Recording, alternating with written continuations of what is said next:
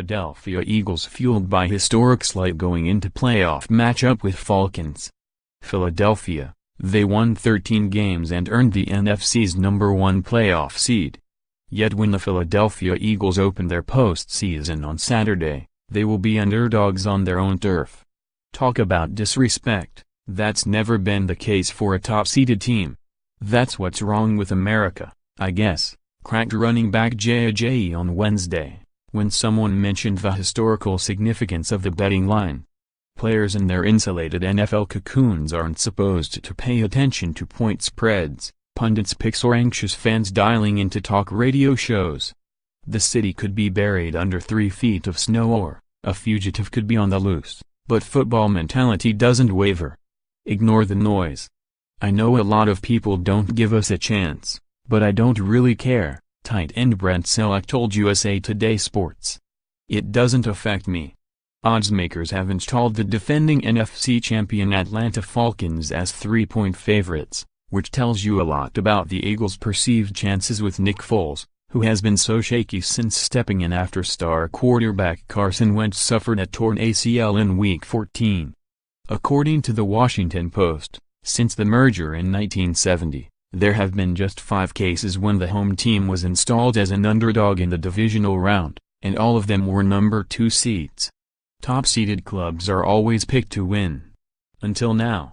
More, healthy Rob Gronkowski gives Patriots ultimate playoff mismatch. More, divisional round X factors, under-the-radar players could swing NFL playoffs. More, Falcons at Eagles NFC divisional playoff preview. 3 things to know. Even Celek acknowledges the weirdness.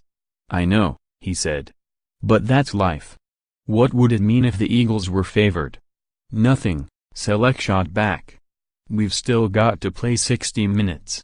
That pretty much sums up the company line from inside the team's NovaCare complex. Or as Alshon Jeffrey, the big play receiver, insisted, I don't care nothing about Vegas and being underdogs.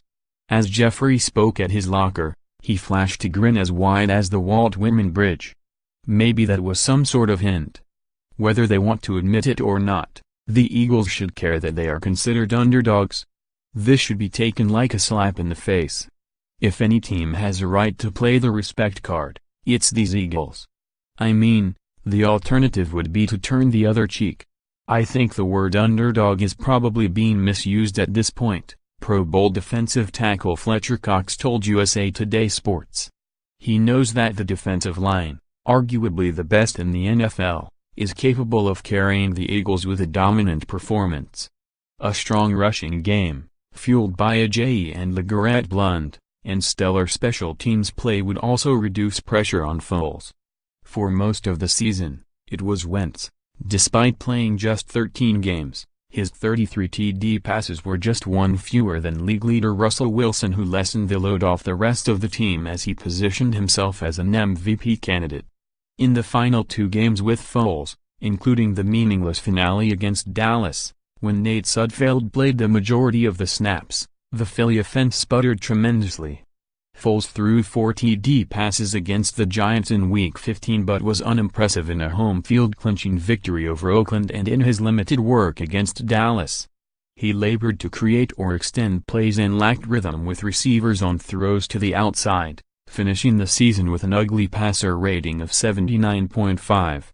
During the final 3 games, 45% of Philadelphia's possessions went 3 and out, compared to a 29% rate with Wentz. The red zone efficiency and point production plummeted, too. It's not like we're going to be an 11 back from an ACL, said Ajayi, referring to Wentz, who wears number 11. Foles, that's our guy. We believe in him.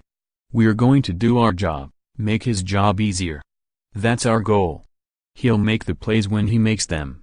Foles is what you might call the ultimate underdog, with his team hoping that he can play a role in what would now qualify as an historic upset. Follow NFL columnist Jarrett Bell on Twitter @JarrettBell.